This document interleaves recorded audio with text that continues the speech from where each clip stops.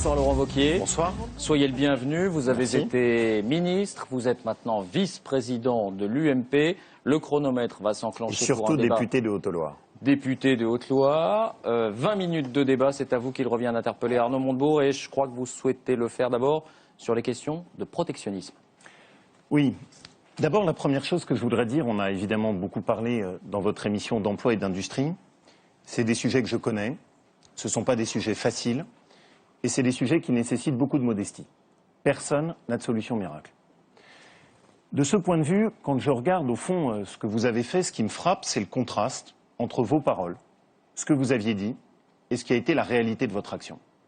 Vous avez été le centre de la démondialisation, vous avez fait beaucoup de promesses pendant votre campagne. Il y a un sujet sur lequel d'ailleurs on aurait pu travailler ensemble, qui est celui du protectionnisme européen, qui est un sujet qui me tient très à cœur. Et aujourd'hui, d'ailleurs, je trouve que l'émission l'a très bien montré, on a surtout le sentiment, au bout de 9 mois, que vous avez été beaucoup trop un marchand d'illusions. Et ce que je voudrais, c'est qu'à travers notre échange, l'échange de deux vues entre deux politiques, on puisse mesurer ce qui est la réalité concrète de votre travail. Et qu'on commence avec un thème qui nous est commun, celui du protectionnisme européen. Et pour commencer, un exemple très simple, BIC, qui a marqué tout le monde. Les fameux briquets BIC, sur lequel l'Europe, la Commission européenne, a décidé de faire sauter la totalité des mesures qui permettaient de s'assurer qu'on garde la production chez nous. Et que le résultat, on se retrouve aujourd'hui avec des briquets chinois qui ne respectent même pas les normes européennes et qui sont en train d'inonder le marché. Vous n'avez rien fait. Vous vous êtes juste contenté d'écrire une petite lettre à la Commission européenne. Et ce thème, pour moi, est très révélateur. Beaucoup de propositions, beaucoup d'agitation, mais très peu de travail concret. Là où on vous attendait, c'était sur Bruxelles.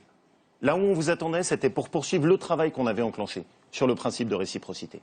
Là où on était en droit de vous attendre, c'est sur ce travail de fond.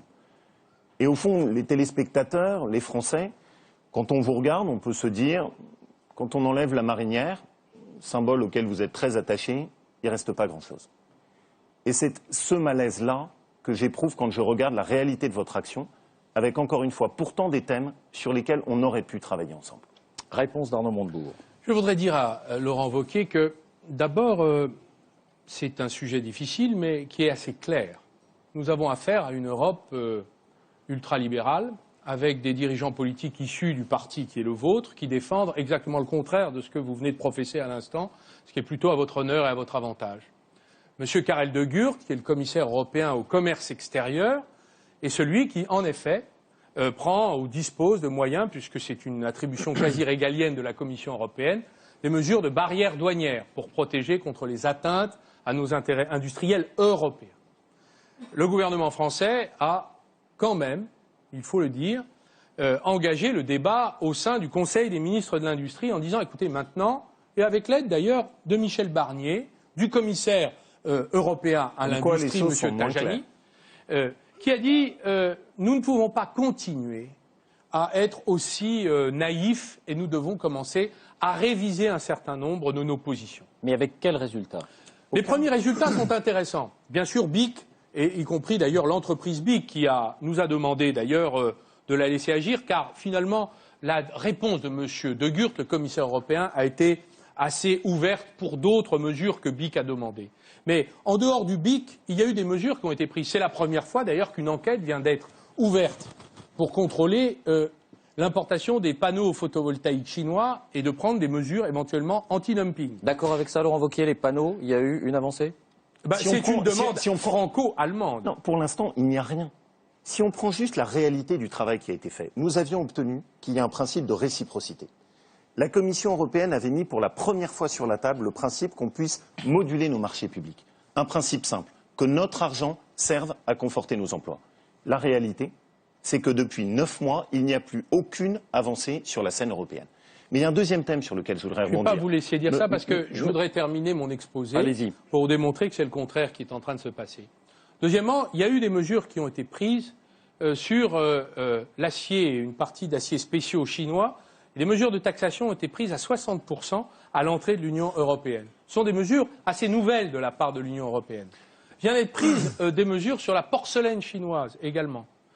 L'éthanol américain. C'est-à-dire que nous cherchons aujourd'hui à fédérer un certain nombre de pays, les fédérer autour de nos propositions, pour leur demander de soutenir la révision d'une politique qui est une politique de passoire aujourd'hui. Donc vous dites qu'il y a une évolution. Vous dites qu'il y a une évolution. Je souscris à ce que dit M. Wauquiez. Elle n'est pas assez significative pour une raison simple, c'est que c'est une politique qui appartient à la Commission européenne et que les États membres, même quand ils tapent du poing sur la table, ont du mal à progresser. Néanmoins, il n'est pas exact, comme le dit M. Wauquiez, que nous n'avons pas avancé sur les marchés publics. Nous avons avancé sur les aides d'État. Nous avons avancé sur la révision des aides d'État pour la recherche et le développement. Nous avançons sur les marchés publics. Donc tout cela devrait nous conduire un peu, je crois, dans les mois qui viennent, à avoir des résultats. Et de toute façon, il en faudra, car aujourd'hui, tous les pays européens, les grands pays industriels, n'acceptent plus la concurrence déloyale mondiale. Laurent Wauquiez. Monsieur Montebourg, vous vous défaussez, et d'ailleurs avec un contraste qui est saisissant avec ce que vous disiez sur la démondialisation il y a encore 9 mois. Enfin, tout le monde peut mesurer à quel point maintenant c'est de l'eau tiède. Et d'ailleurs, vous n'évoquez même plus jamais dans vos interventions cette idée de démondialisation. Mais surtout, ce que je trouve extraordinaire, c'est que le sujet n'est pas qu'européen. Le sujet est français. On va là encore prendre un exemple très concret. Vous avez laissé faire la région Île-de-France, qui est une région socialiste. 100 salariés vont dans un mois perdre leur emploi parce que cette région, dans un de ses marchés publics, a décidé de changer son marché et de le dessaisir d'une entreprise qui était en Europe, en France, pour l'affecter à une entreprise qui va se localiser au Maroc. Et vous n'avez rien fait. Là, ce n'est pas la Commission européenne. Là, ce n'est pas Bruxelles. Là, c'est juste une pierre de touche qui est très simple et qui permet à tout le monde de se demander est-ce que M. Montebourg fait des paroles ou est-ce que derrière, c'est suivi de réalité. Et je voudrais vous faire une proposition très concrète. Pourquoi ne pas prendre la totalité de la commande publique, la totalité de nos marchés publics, et de regarder en face systématiquement quand est-ce que ça bénéficie à des entreprises européennes et quand est-ce que ça bénéficie à des entreprises qui sont étrangères. Et se demander à chaque fois comment est-ce qu'on peut faire pour essayer de redonner la main à des entreprises qui sont des entreprises nationales. On n'y arriverait peut-être pas tout le temps, mais c'est incontestablement la voie dans laquelle il faut s'engager si vous ne voulez pas juste rester dans de la rhétorique. Réponse sur les 2 points précis peut-être. Le marché de ces centres d'appel d'Île-de-France et puis le principe d'un contrôle général. Il est assez distrayant de voir M. Wauquiez donner des leçons de protectionnisme. Quand il était ministre de l'enseignement supérieur, il a fait distribuer à de nombreux étudiants, aux frais de l'État, des tablettes Apple et Samsung. Et quelqu'un vous a un jour demandé, mais comment se fait-il que ce n'est pas des tablettes françaises? Et il a dit, je suis là pour les étudiants, ma priorité est qu'ils soient équipés de matériel au meilleur prix, je ne suis pas là pour faire le VRP des constructeurs. Monsieur Montebourg, vous voyez, vous devriez mettre la marinière. Monsieur Montebourg, vous aussi. Chiche, on la met ensemble, vous prendrez le bleu auvergnat, je prends la marinière. Vous êtes mal informé. C'est votre déclaration. Ah oui, mais malheureusement, vous n'avez pas le point d'aboutissement. Alors maintenant, sur Non. Vous attendez, me posez une question, je réponds. sur ce point. J'avais d'autres. Non, mais sur ce point, vous le mettez en cause. Merci. Sur ce dossier-là, vous avez tort. Puisque la réalité, c'est qu'on avait construit une offre, qui a été une offre avec Bouygues, et qui a été faite avec le constructeur de tablettes français. Je le connais d'autant mieux qu'il est de Haute-Loire. Et malheureusement pour vous, on avait bien construit une offre avec un marché public et qui bénéficiait bien à un constructeur français. Enfin, les étudiants ont eu Apple et Samsung. Alors non, ils ont eu les tablettes françaises, vous feriez mieux. Adoptez aussi les tablettes françaises. Bon, réponse sur les 2 points alors. Sur le STIF, c'est-à-dire sur l'appel d'offres, nous sommes intervenus, contrairement à ce que dit sur les centres d'appel de la région Île-de-France. Et nous avons fait modifier les conditions dans lesquelles celui qui a gagné le marché répartissait la charge sur le territoire national. Donc nous avons... C'est ce qui est advenu de ce marché. Le centre, et tout le monde pourra le juger, le centre ferme dans un mois. J'ai eu des représentants des salariés, 100 salariés, M. Montebourg. Parce que tout ceci, ce n'est pas juste des marinières, c'est des emplois, c'est des salariés. 100 salariés qui perdent leur emploi sur ce sujet. Arnaud Montebourg. Monsieur Wauquiez, le marché public a été gagné. Il est interdit, vous savez que c'est un délit de changer en fonction du favoritisme. C'est une des raisons pour lesquelles nous sommes en train de réformer les règles de la commande publique. Parce que là où vous avez raison, c'est que la commande publique est un outil de politique industrielle et nous voulons que les collectivités locales, les hôpitaux, les établissements publics, les entreprises publiques changent leur comportement et adoptent une attitude plus patriotique. Donc nous voulons changer les règles. Ça n'est pas encore fait. Vous verrez que quand on vous fera... pas encore fait. Rien n'a été fait encore. C'est en cours. Mais... ça fait 8 mois que nous sommes là. Monsieur Wauquiez a quand même eu 5 ans au pouvoir. Il a fait 5 portefeuilles ministériels. Mais il l'a pas fait. Il vient me dire, après 7 mois d'occupation de mon travail à Bercy, que je ne l'ai pas fait. Et vous pourriez peut-être faire preuve d'un tout petit peu plus d'humilité. Mais attendez, on va lui je demander, crois. est-ce que vous souhaitiez engager cette réforme pendant ces 5 ans? Non seulement j'ai souhaité, mais nous avons commencé à l'engager, notamment précisément sur cette question des marchés publics. Ça n'a pas été fait. Elle a été engagée au niveau de la Commission européenne. Et là où précisément, mais la question n'est plus aujourd'hui, Monsieur Montebourg, de savoir ce que nous avons fait. Même si je comprends que votre principale ligne de défense reste l'anti ou l'opposition. Nous pas nos responsabilités, nous sommes en train de le faire. Est-ce qu'on peut se revoir dans 6 mois peut-être? Oui. Ça vous intéressera. Je suis même pas sûr que vous approuviez nos propositions. Avec Monsieur Montebourg, on va basculer, si vous en êtes d'accord, sur un deuxième sujet, qui est celui de la cohérence de votre politique industrielle. Vous avez fait une promesse, qui était une promesse quand vous êtes arrivé, qui était de mettre en place la loi sur la reprise des sites industriels.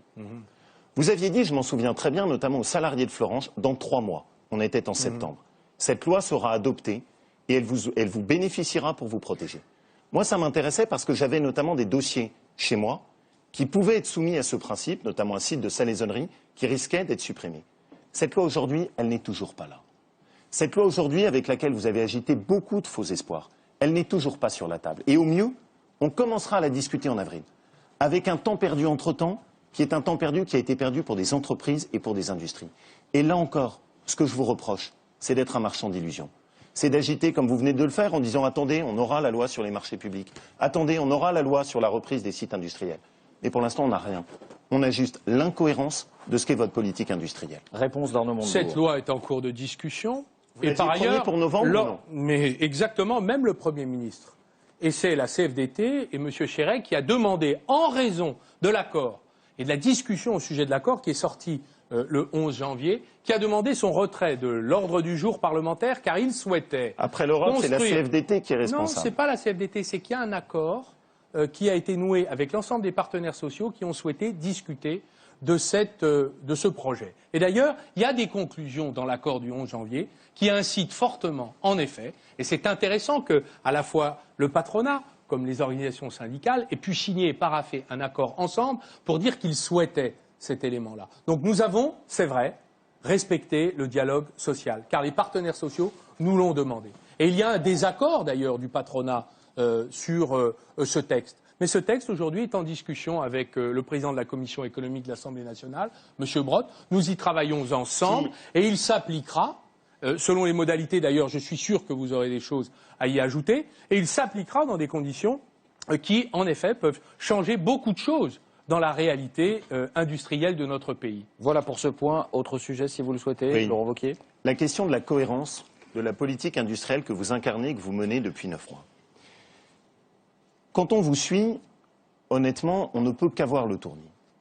Avec des changements de pied et de posture depuis 9 mois qui ne permettent aucune constance et aucune colonne vertébrale. Je vais en prendre, si vous le permettez, 3 exemples qui, d'ailleurs, pour certains, ont été évoqués au cours de l'émission. Le premier, d'abord, vous avez tapé Mittal. Pour ensuite, moins de 2 mois après, vous présenter comme étant le ministre de l'hospitalité industrielle. Le deuxième exemple, c'est le contraste de vos positions entre Peugeot et Renault.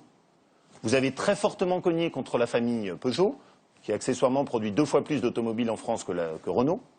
Et en revanche, là maintenant, sur le plan de Renault, vous le cautionnez, comme s'il n'y avait pas de problème. Ça, effectivement, il y a eu réponse tout à l'heure. Bien sûr. Sur le premier et le point, dernier on va l'évoquer. Le dernier point. Vous mettez, quand vous arrivez, 15 milliards. 15 milliards de charges supplémentaires sur les entreprises. Pour ensuite venir et nous dire, non, mais vous n'avez rien compris. En fait, ce qu'il faut pour garder les emplois chez nous, c'est alléger les charges. Et ensuite, maintenant, vous présentez un pacte de compétitivité, disant non, finalement, on a mis 15 milliards d'euros de charges supplémentaires, mais on va faire un pacte de compétitivité pour alléger les charges sur les entreprises. La réalité, c'est qu'il n'y a aucun cap. Vous allez là où vont les caméras, vous allez là où il y a des sujets médiatiques, mais il n'y a aucune constance dans votre politique industrielle. Commençons, si vous le voulez, par le troisième point. Oui, c'est le point on le n'en plus a pas intéressant. Du tout parlé. Le choix que nous avons fait de rééquilibrer la fiscalité entre les petites entreprises qui étaient surfiscalisées lorsque vous étiez au pouvoir depuis une dizaine d'années, et les grands groupes qui étaient sous-fiscalisés par rapport à la richesse qu'elles portaient, qu'elles produisaient. Nous avons fait le choix, en effet, de relever la fiscalité sur les grandes entreprises qui ne cotisaient pas suffisamment au redressement des finances publiques. Je vous rappelle, M. Wauquiez, que votre gouvernement laisse 565 milliards de dettes supplémentaires entre 2007 et 2012. C'est-à-dire un fardeau insoutenable et que nous sommes obligés, en effet, de régler le problème. Nous payons 50 milliards d'intérêts chaque mois à nos créanciers. Félicitations, M. Wauquiez, nous réparons vos dégâts. Alors, vous le permettez? Monsieur Montebourg. Bon, et je termine, si vous me le permettez, Monsieur Vous répondrez sur la dette. Vous répondrez. Je sais que c'est pas agréable, mais si nous sommes, vous savez, c'est pas très agréable d'aller chercher de la fiscalité et des impôts, mais nous sommes obligés de le faire, ne serait-ce que pour que la France ne soit pas les pieds et poings liés auprès des marchés sur la politique fiscale, Arnaud Sur la Montebourg, politique s'il vous plaît. fiscale, donc nous avons, Wauquiez, c'est vrai, demandé aux grands groupes de faire un effort. Et le pacte de compétitivité, il va être très utile pour les millions d'entreprises, petites, moyennes, grosses moyennes, et les entreprises unipersonnelles qui vont bénéficier de ce pacte de compétitivité et de ce crédit d'impôt, cette diminution des charges. Donc vous dites que ce n'est pas les mêmes. C'est pas les mêmes. Heureusement d'ailleurs, et nous l'avons conçu comme ça, c'est un pacte qui a pour objectif d'améliorer les marges des entreprises qui sont très dégradées. Ça aussi, nous l'avons hérité. Excusez-moi de le rappeler, je ne veux pas vous incommoder, monsieur. D'accord ou pas d'accord? Les mêmes ou pas les mêmes? Ne vous inquiétez pas, même un ton un peu fat ne m'incommode pas, monsieur Montebourg. De ce point de vue, là encore, quel contraste dans votre discours. Vous venez de dire, on va mettre et on a mis des charges supplémentaires sur les grands groupes. Mais du coup, ça signifie que pour vous, les salariés qui sont licenciés chez Peugeot, les salariés qui sont licenciés chez Renault, les salariés de Florange qui sont licenciés, les salariés de Sanofi, eux, il n'y a pas de souci. Eux, ils peuvent perdre leurs emplois à cause des charges supplémentaires que vous avez ajoutées. Et la deuxième chose, qui est pour moi le point d'interrogation principal sur votre politique, c'est que ce n'est pas vous qui épongez les dettes. Vous faites éponger les dettes par les Français et par les entreprises en détruisant les emplois. Ce sont les classes moyennes auxquelles vous avez fait le choix de faire payer vos impôts supplémentaires. Ce sont l'ensemble des entreprises, avec derrière les destructions d'emplois qui y sont liées, auxquelles vous faites payer vos choix. Et quand vous plaidez pour le modèle français que vous êtes en train de défendre, c'est quoi? C'est plus d'impôts, à bas les entrepreneurs, vive les nationalisations. Bon courage pour défendre le Made in France avec ce type de discours. D'abord, M. Wauquiez parle de la fiscalité. La fiscalité, aujourd'hui, nous avons veillé dans une loi de finances juste à ce qu'elle ne frappe que les classes supérieures.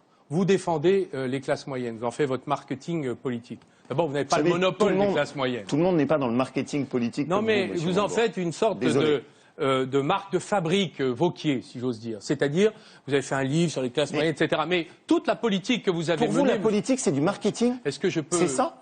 Pour vous, c'est la démondialisation, c'était du marketing? C'est-à-dire que vous avez mis vos convictions pendant un temps, et puis après, une fois que le temps du marketing est passé, boum, on passe à autre chose? C'est ça pour vous, la politique? Je voulais juste terminer en expliquant que M. Wauquiez défend les classes moyennes. C'est son leitmotiv. C'est mes convictions. En permanence. Mais toute la politique qu'il a menée lorsqu'il était 5 ou 6 fois ministre, c'était pour les classes supérieures. Et c'est donc un curieux contraste. Ce que nous avons fait, nous avons protégé les classes moyennes, les classes populaires, c'est-à-dire ceux qui sont les plus en difficulté vis-à-vis du pouvoir d'achat aujourd'hui. Nous les avons épargnés, puisque 90% de l'effort pèsera sur 10% des contribuables qui sont situés, c'est vrai, en haut des revenus. C'est un effort qui, je crois, mériterait d'être salué. Car c'est un effort qui n'a pas été le vôtre. Vous, c'était 90% des cadeaux pour les 10% les plus aisés. Et vous faites des livres sur les classes moyennes. Enfin, pardonnez-moi, pendant ce temps. Mais c'est un pur mensonge. Alors l'avantage, c'est que maintenant, sur ce genre d'émission, vous pouvez juger. Vous jugerez si la répartition de l'effort fiscal dont parle M. Montebourg est répartie à 90% sur les plus riches et 10% sur les classes moyennes. Quand vous augmentez l'impôt sur le revenu, quand vous faites sauter les heures supplémentaires, quand vous remettez en cause la participation et l'intéressement, quand vous demandez des efforts supplémentaires aux retraités, tout ça, c'est les plus riches pour vous? C'est eux qui sont les seuls auxquels vous demandez des fardeaux? Comment osez-vous soutenir un seul instant que 90% de l'effort a été demandé à 10%? C'est un pur mensonge. Et vous le savez très bien. L'essentiel de l'effort fiscal est concentré aujourd'hui sur les classes moyennes, d'autant que toute une partie des mesures que vous aviez prévues ont sauté. Mais je voudrais juste, si vous me le permettez... Il reste 1 minute, donc ça sera bref, mais allez-y. Je voudrais juste, si vous me le permettez, finir sur une dernière chose. Ce qui, au fond, me choque le plus, c'est la somme des faux espoirs que vous avez semés depuis 9 mois. Et la somme des déceptions que vous récoltez aujourd'hui. La somme des discours que vous avez tenus à des salariés dans des entreprises qui étaient en difficulté, dans lesquelles vous les avez bernés, dans lesquelles vous leur avez raconté n'importe quoi, et qui aujourd'hui se retrouvent déçus. C'est les salariés de Doux, qui se sont eux-mêmes appelés les oubliés de Montebourg. Ce sont les salariés de Virgin, qui apprécieront de perdre leur emploi dans le même temps où vous avez chez vous installé Amazon. Ce sont les salariés de Florange, auxquels vous avez apporté des pains au chocolat en leur disant « vous inquiétez pas, je sors la nationalisation », alors que vous saviez très bien que ni François Hollande, ni Jean-Marc Ayrault ne vous suivaient. Et là-dessus, oui, il y a une vraie différence de politique. Moi, ma politique, M. Montebourg, ce n'est pas du marketing. Moi, ce n'est pas de l'agitation de bras. Je ne prétends pas qu'on a tout bien fait, loin s'en faut, pendant 5 ans. Mais ce que je ne comprends pas, c'est comment celui qui, pour moi, était un homme honnête, avec lequel j'avais travaillé, par exemple, sur des dossiers comme le Jabi, s'est transmué en un ministre qui a renié toutes ses convictions et qui raconte aujourd'hui des sornettes et est devenu un marchand d'illusions. Et ça, je trouve ça dommage. Le gong a sonné, c'est la règle du débat. Arnaud Montebourg, vous répondez. Dans ce tissu d'attaques personnelles, d'ailleurs assez déplacées et désobligeantes, je voudrais vous dire, Monsieur Wauquiez, que toute la journée, je reçois des syndicats, des salariés. Nous regardons la situation telle qu'elle est. Nous faisons des propositions, des solutions difficiles. 1900 entreprises en difficulté.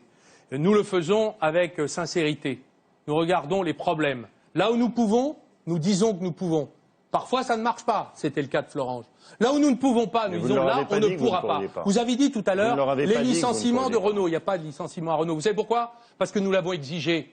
Et ce n'est pas des fausses promesses. Vous savez pourquoi nous avons exigé cela? Parce que nous avons vécu le traumatisme sur Peugeot. 7000 emplois qui disparaissent du tissu économique et vous considérez que c'est une anecdote. Mais c'est mieux que des licenciements. Bravo, et vous vous dites bravo, c'est grâce à moi. Mais là, dans vos dossiers, il y a des dossiers de haute gloire. Monsieur Wauquiez, je voudrais vous dire juste une petite chose. Quand vous avez le choix entre des licenciements et pas de licenciements, qu'est-ce que vous feriez à ma place? Eh bien, Monsieur Montebourg, Quand vous avez le choix entre un plan de licenciement et le gel des embauches, qu'est-ce que vous feriez à ma place? Je préférais l'élu qui faisait preuve de beaucoup plus de volontarisme, mais il est vrai que c'était celui de la campagne électorale qui racontait malheureusement beaucoup de sornettes. Et c'est parce que vous avez semé beaucoup d'illusions qu'aujourd'hui vous décevez énormément.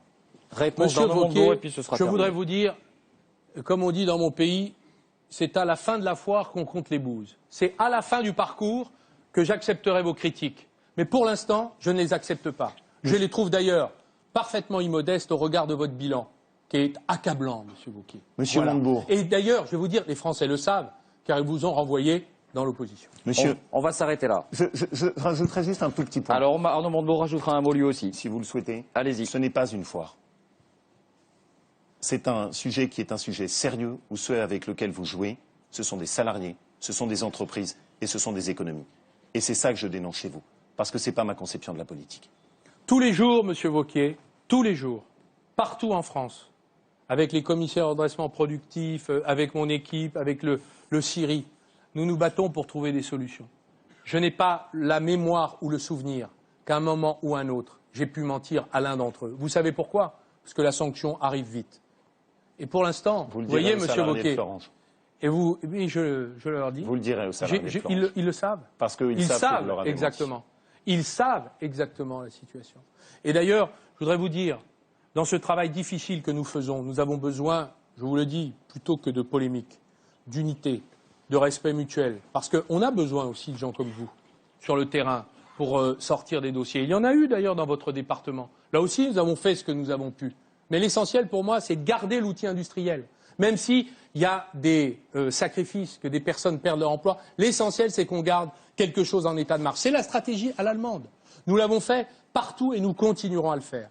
Et franchement, je préférerais que vous soyez du côté de ce travail-là. Je vous l'ai dit. Plutôt que du dénigrement personnel. Je vous laisse continuer un peu, hein, mais ça va s'arrêter. Je vous l'ai dit. J'ai terminé pour ma part. Et du coup, vous pliez vos dossiers? Oui. Quelle formidable arrogance. Je vous dirais juste une petite chose. C'est que sur le protectionnisme européen, nous sommes parfaitement prêts à travailler. La seule chose, c'est qu'il ne faut pas que ce soit des mots. Il faut que ça s'incarne dans les faits. On a déjà eu ce débat tout à l'heure. Merci Laurent Wauquiez d'être, une fois n'est pas coutume, c'est vous qui terminez, mais Arnaud Montebourg, si vous souhaitez rajouter un mot. Le redressement industriel de notre pays, son renouveau, passe par l'unité des Français.